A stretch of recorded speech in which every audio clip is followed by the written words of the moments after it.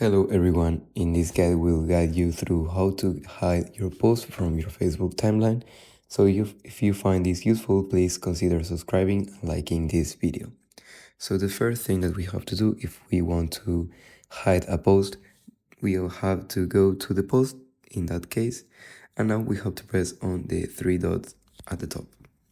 Now as you can see, a little menu will pop up and we just have to scroll down and hide the post from the profile.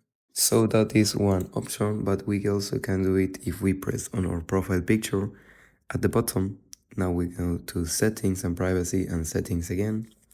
And once that we are here, we are going to activity log. Here we only have to go to public post settings. And here you will see all the posts that you have done. If you want to hide it, click on the three dots right here and then we can hide it from our profile. So this is all the tutorial. If you have any question or any suggestion, please leave it in the comments below. We hope this tutorial has helped you. If you want to see more videos like this one, we invite you to subscribe to our channel.